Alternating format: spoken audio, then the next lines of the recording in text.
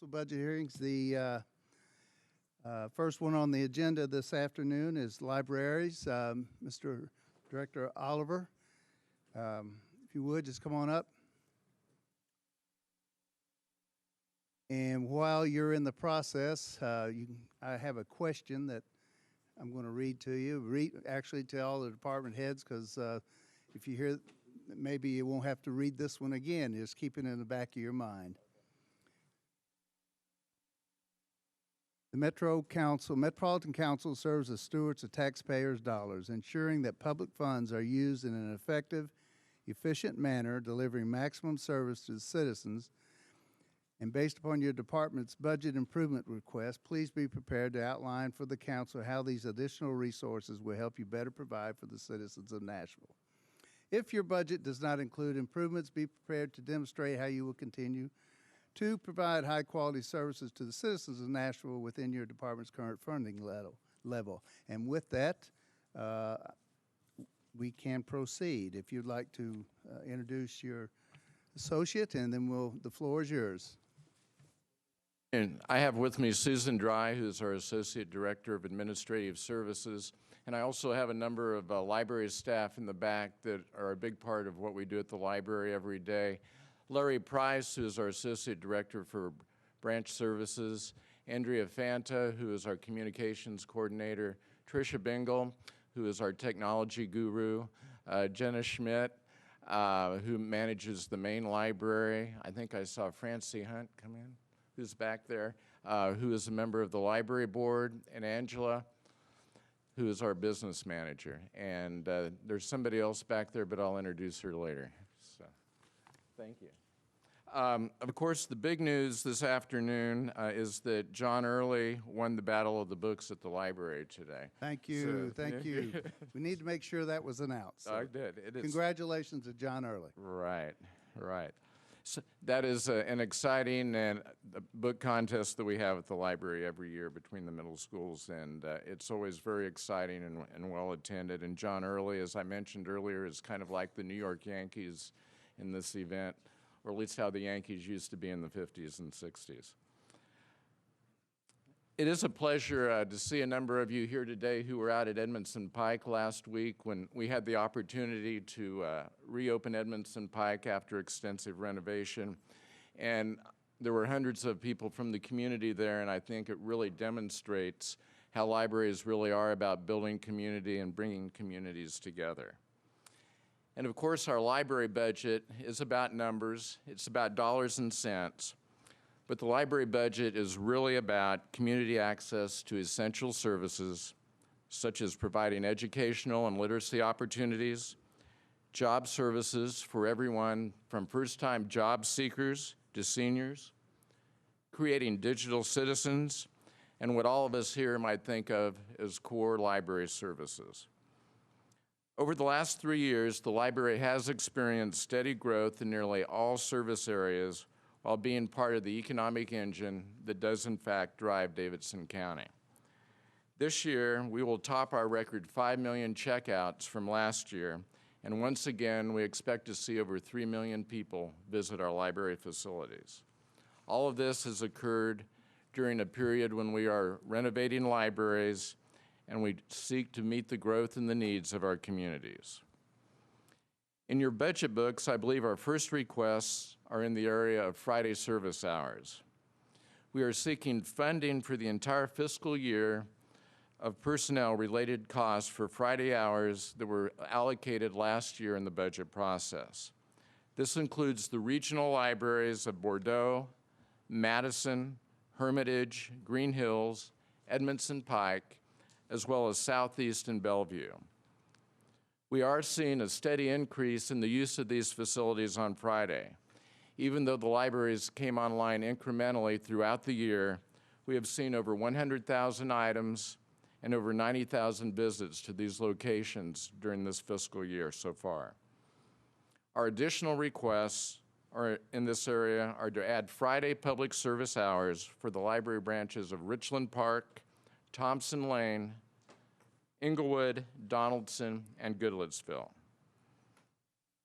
The library is also seeking to transition some targeted Library Foundation-funded staff onto the Metro payroll.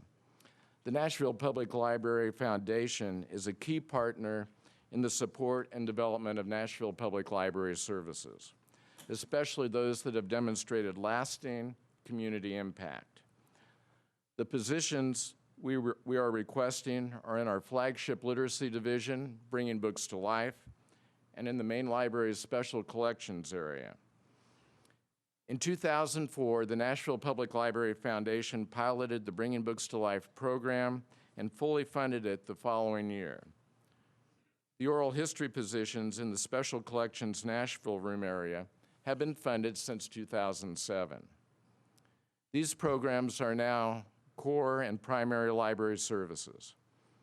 Bringing Books to Life is a nationally award-winning program delivering an array of family-based literacy services. The request in this area is to fund the division manager position as well as the adult literacy coordinator position. The adult literacy coordinator has been essential in developing Pathway for New Americans, collaborations related to adult literacy and learning, My City Academy programming, and elements of digital inclusion in the New Americans community, to name only a few. The two positions in the special collections deliver an array of services involving oral histories in such areas as civil rights, the Northeast Nashville History Project, the outreach areas including Nashville Reads, civil rights training with the Metro Law Enforcement Academy, and educator workshops in the Nashville Room Special Collections. And lastly, the Nashville After Zone Alliance is poised and ready to increase after a successful transition to the library. The request that is being given to you today will more closely match the school year and take the NASA year from 24 weeks to 28 weeks. The Nashville After Zone Alliance engaged 1,350 middle school students in structured, enriching after-school programs this school year. These students attended more than 80% of the time enrolled. The 45 NASA-sponsored sites span the county in different locations that are in schools, community centers, church buildings, and apartment complexes.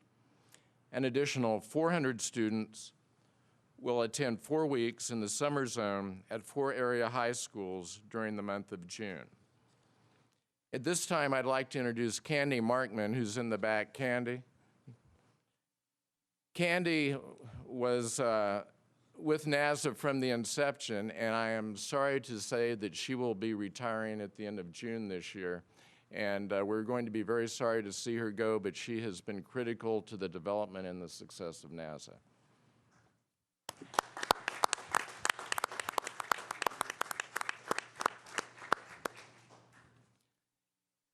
Certainly, we would like to thank the administration for the budget they have recommended to council. We are excited about the recommendations and are very pleased with them, and we are happy to answer any questions you might have at this time.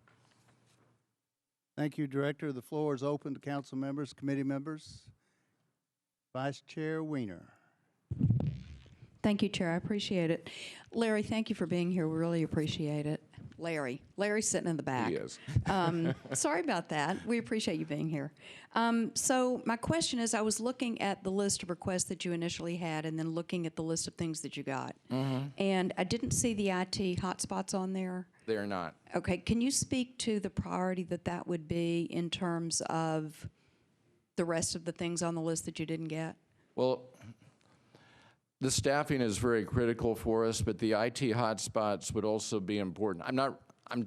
They're all very close, I guess, is the direct answer to this. The IT hotspots are critical in that they would provide a pilot for us as we're moving forward with digital inclusion. We're trying to understand if hotspots are a good way to connect at-risk homes and families. And this is just one method of doing it. We think it will require a number of different methods to really provide that connectivity. So the amount of funding in that request was enough to pilot it at one branch, probably. Only at one branch? Okay. And Ken, what are the other issues on that list of things that you did not get that if you had to prioritize and pick maybe your top 3, what would they be? Okay, the list was presented in pretty much in priority order, and I Okay. would say that as we get down here, the technology staffing, the production services staffing, security staffing, just right in that order. Okay. I mean, we really didn't, we didn't try and present them out of order. We really took the instructions to mean priority, so. Okay. Cool. Thank you. Thank you. Councilman Glover. Thank you, Chair. I've noticed that with planning, they've recommended an upcharge with the various fees that they're doing. I think we still only charge, if you're out of county, is it $50 That's correct. Have we considered upping that price? We really haven't looked at that. People in the region go back and forth, and for instance, if somebody from Nashville were working out in Williamson County, they'd be charged a fee as well. So we kind of see it as a quid pro quo. And raising that fee hasn't been something that we've really considered. The only reason I ask is because if I'm reading this correctly, expenditures per capita is $44.24. So the dollars that our citizens are paying that live in Davidson County is almost identical to what if you live out of county. Right. And I don't know, do you have any idea what the what kind of revenues that generates? Susan, it's not very much. It's surprisingly small, actually. Okay. And I could get you that information. I'd be happy to, but it's not a significant fee. I just noticed that in charges on 130 or I-39-1, charges, commissions, and fees is dropping $20,000 and some odd this projected this coming year, and then other government and agencies $216,000 that's not going to be there next year. Right. And I'm just wondering, you know, is there anything else we can do to help maybe bring revenues back up for libraries? I mean, I know we lose money. I get that piece of it, but especially in my district, we have a lot of people from Wilson County that come over and utilize that library. Well, we can certainly look at that. We're all about access, and of course we want the best access to be for those folks in Davidson County paying the fees. One of the things that we've talked about as far as the fees coming in is that you're going to see fines, actually, the revenue from that going down over the next few years. And the reason for that is that books that are checked out in e-format now, they automatically are not accessible once their due date arrives. So there is not going to be a fee, an overdue fee attached to those materials. And as the usage of e-books goes up and hardcovers continue to go down slightly, you're going to see that reduction. Okay. Thank you, Chair. Thank you, Councilman. Councilman Cooper. Thank you, Director, and thank you for all that you do in really engaging with the public here in Davidson County. Thank you. A couple of quick questions. One about your library master plan cycle. Right. Where are we in that cycle? When Okay. should it be updated? And then another question, just if you would comment in general about this, how we're dealing with all these foreign languages. Okay. And your customers, our citizens, for whom English is not the first language, what special strategies are the library employing to help them? Well, your second question is very timely. At our board meeting this week, the board received a report on diversity within our library staff, and I believe we were at 28%, approximately 29%, as far as diversity among staff, employees. But as part of that report, we also included a report on the number of languages that staff can speak fluently.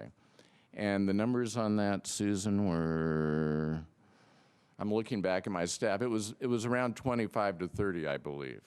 And we are very consciously recruiting and attempting to hire folks that are speaking languages other than English, because we know that our immigrant community is increasing. We're particularly targeting branches where we know we have larger immigrant populations. So, for instance, Southeast in Antioch, we're really looking at Edmondson Pike, some of those places. And the programming, the adult coordinator that I mentioned, for instance, works with a lot of literacy programs that are directed very much at English as a second language. We coordinate with local agencies and nonprofits who provide those services and bring them into the library so those services are there. And we have a number of very specific programs in that area. In regard to the master facilities plan, we're nearly complete on that draft. It should go up on our website in the next few weeks, and we plan to hold community meetings to talk about where the library branch building program can go. A draft was turned in to the administration as you were developing the capital budget. And what we foresee in that is a continuation of renovations, such as Madison would be coming up shortly. We have a number of libraries that we believe need replacement. And I'm not going to give you the exact order because I do not have it in front of me, but libraries such as Hadley Park, Thompson Lane, those sorts of libraries are very dated and outdated. Donaldson is in the capital budget right now because it was a high priority. We are looking at growth in areas of the county based upon the Nashville Next process, and what that means is as we see those communities getting larger. We're also trying to coordinate with what we're seeing park development and what we're seeing with transit, mass transit being available, because we want those facilities to be on transit lines or main thoroughfares. So we're looking at that entire piece as we think about this process. And since you asked the question, I might also add that one of the things that we're always talking about is that libraries are like your home, and that things wear out. And in our case, we have 21 buildings where things wear out. So the money in the capital budget to help with renovations also helps with maintenance, and some of that money will go for just things like replacement of carpet, roof repair, that sort of thing. And that's all very critical to what we're doing. Thank you, Councilman. Council Lady Allen.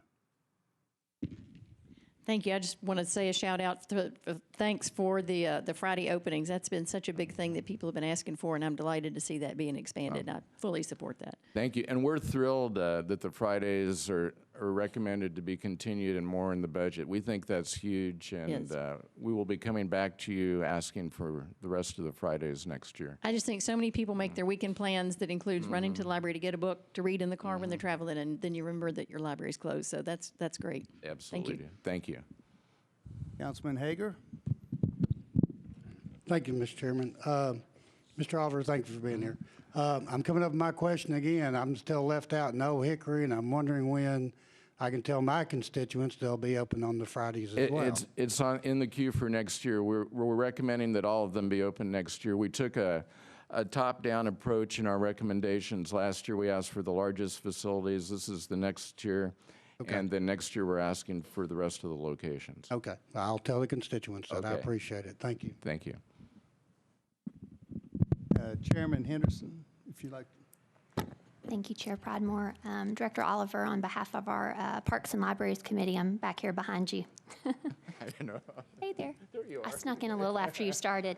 I want to thank you and your staff very much. I had a question around funding for, like in your Southeast Regional Community Center. When you come together with parks and you have a building and kind of a shared space, you know, the foyer you have in common, then you have your library space. How do you all address that kind of from a budgetary standpoint? General Services maintains the building.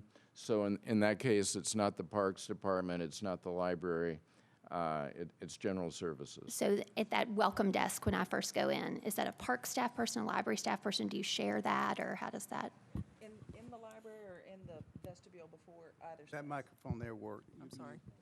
Are you talking about in the vestibule? I guess just, yeah, the vestibule space, your I guess your book drop is out there, just those common spaces, or that, That does that? common space, that's General Services, and it's probably a G4S. G4S Security Company. Okay, got it, thank you. Councilman Bedney. Thank you, Chair. Hi. Hi. So, two things. One is, have you know, we are talking about having more integration between the different departments. So I was wondering if you could speak a little bit about Mayor Dean before had done something working with the school libraries. I wonder if there is an opportunity there to expand the library system so people could check out books at school libraries. And the other thing is how you're working with parks. I mean, many of your libraries, for example, the one on Edmondson Pike has a space in the back that could be part of a greenway perhaps. So I was just wondering how is that going, working with the different departments in Metro? Well, it's going very well, and we're constantly in communication with them. In fact, I was on a panel with the Arts Commission this morning. Tommy Lynch is in the back, and I visit on a regular basis regarding different opportunities. In regard to the checkouts, I think one of the exciting things that is just being implemented, has been implemented this last year, is that the Limitless Libraries program. We now have a combined catalog, online catalog for both the school libraries and the public library that is housed at the public library. And we are seeing dramatic increases in circulation from the students in that particular case.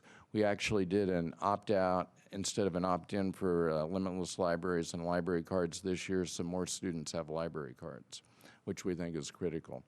We can certainly look at the idea of the school libraries and being open and being accessible by the public. One of our early renovations in the schools, we were looking at the idea that it has to be physically located so that it can be accessible in down hours when the schools are closed. Right, you will, you'll probably need to do that with new schools being built. Right, to right. where they have direct access from the outside. The other question, thank you for answering my question. The other one was, I think in the southeast on the library there, you have signage in Spanish. That's correct. Are you planning to continue doing that with other branches? We absolutely are. We believe we were the first public building in Metro to have bilingual signage. And it was something that we talked to the Human Relations Commission about, and we were very excited about. Thank you, sir. Director, seeing no others in the queue, we certainly appreciate you coming and thank you for the presentation. Thank you.